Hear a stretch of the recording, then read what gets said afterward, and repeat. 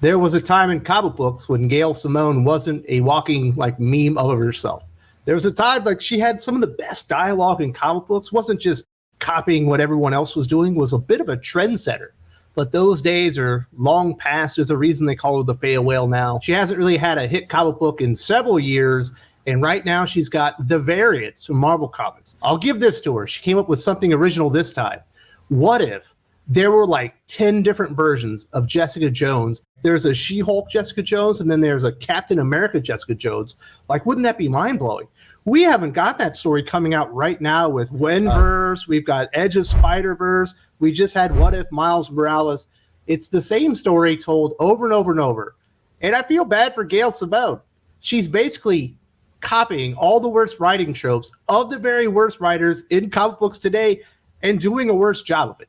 This week, I guess to do something new with the idea, instead of just taking, I don't know, Jessica Jones, putting some adamantium claws on her and calling her Wolverine, she has decided to actually change the gender of the character in her variants number 3. This is what comicbook.com had to say. The Variants re-examines the hard-boiled adventures of Jessica Jones through the lens of multiversal doppelgangers. That includes introducing a new gender-bent version of that Jessie, one who plays a pivotal role in the Variants number 3. While Jessie's role is brief, it definitely leaves an impact in the narrative, all while showing us what a gender-bent or possibly transgender or gender non-binary, depending on how you want to interpret the issue, version of Jessica would be like. It's not your mother, it's a man, baby! How many comic book fans wanted that version of a story for Jessica Jones? Like 15, 20 maybe? You know, I'll be generous and say 100 people said, you know what? I've always wondered what a non-binary version of Jessica Jones would be. What would Jessica Jones be if she was Jessie Jones and she was actually born a man? Do you remember when Marvel Comics actually had an opportunity to make Jessica Jones kind of a big thing? Pepperidge Farm remembers. I remember. She was on the Netflix series. She was a pretty pivotal part of that Marvel Comics universe within Netflix. The character kind of took off. The way she was portrayed in Netflix, people generally speaking liked. They had an opportunity to make the character big. They absolutely whiffed on that one, and a lot of other characters for that matter. And now we've got Gail Simone dipping her foot into the writing tropes of very unsuccessful people. It's just one of those things that I'll never get. You know, as a YouTuber, I want to go out there and I want to have the best channel possible. I want to be successful. I would never take tips or advice from people that are less successful or moving their YouTube channels in directions I would never want to go. I want to go out there and seek the opinions and advice of the people that are very successful. Yet Gail Simone is debasing herself, getting advice and direction for her comic books from like Vita Ayala, Danny Lore, and a host of other terribly unsuccessful comic book writers. This is what Gail Simone promised us with the Variants. You can expect several versions of Jessica that have been shown or hinted at, but even more excitingly, I think we have several what-if versions that are really going to stretch the concept of what a Marvel character can be. I'm going to leave it to your imagination to figure out what that might mean. Or maybe they aren't Marvel characters at all. Yes! Yes! Yes! You didn't need to leave it to anyone's imagination. I could have told you exactly what was going to happen in this comic book. Wow, Jessica Jones with the Captain America shield. Wow, Jessica Jones is another hero in the Marvel Comics universe. Jessica Jones is everyone but herself. I imagine some of you would like to meet this new gender-bent version of Jessica Jones. So let's check out the pages from the comic book.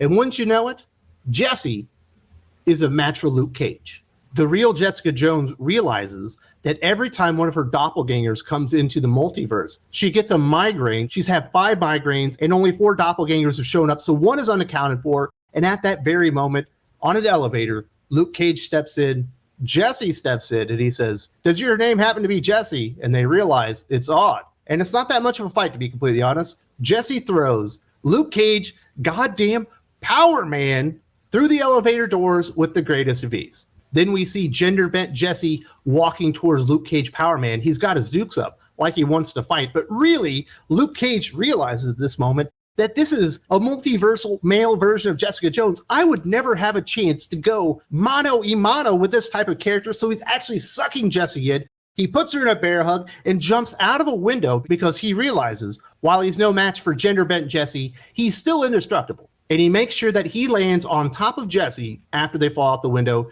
And this is the only way Luke Cage survives the fight. These are also the only pages of action in a 24-page comic book that's supposed to be the Marvel Comics universe.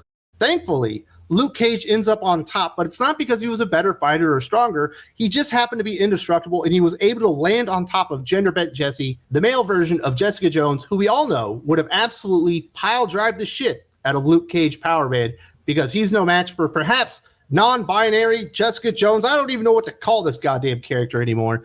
And the story isn't very good. Like I said, those are the only 3 pages of action. The other 21 pages in this comic book are Jessica Jones and other people as Jessica Jones. I guess different variants of Jessica Jones. I guess that's what the title's all about. Just talking to each other on the phone. If that's really exciting for you, if you like seeing people with their cell phone to their ear, having conversations, giving you exposition, this is your comic book. If you like seeing people sit down and have tea together, maybe have a little hot beverage and talk about everything that's going on, it explains stuff, you're going to absolutely love this comic book. I imagine most of you aren't all that surprised to know that by the second issue, The Variants by Gail Simone is already outside the top 100, I think landing at number 132. Equally not surprising, if you go to Comic Book Roundup, the Rotten Tomato of comic books, which I exposed as being an absolute fraud yesterday, and you go look at their reviews, The Variants number 3 is just chef's kiss. It is like a 10 out of 10. Someone actually scored at that. And shockingly, if you go to their bio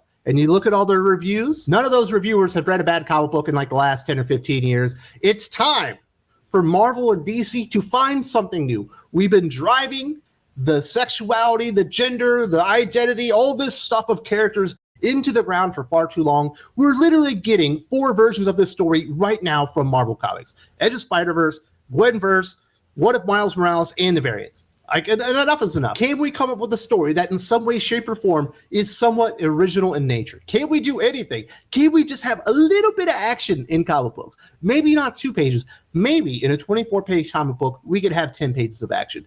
Maybe that's just a little bit too much to ask. And, you know, I do feel bad for Gail Simone. A lot of people make fun of her nowadays because she's just kind of become a meme of what's wrong in comic books. But there's a time when Gail Simone wasn't a reason not to read a comic book, but those days are long past. Marvel Comics 2022 is like a parody of a comic book publisher at this point. Like, it's unrecognizable. And more often than not, when they do this kind of stuff, it never increases sales, but it does blow up in their face every once in a while. You're just kind of marginalizing the characters and making them less interesting. But when it goes bad, it goes very bad. I'm sure you all remember What If Thor, Miles Morales, number 4. This thing blew up in Marvel's face big time. If you haven't seen this, if you want a reminder, definitely check this out. If you're on a mobile device, there's a link in the video description as well.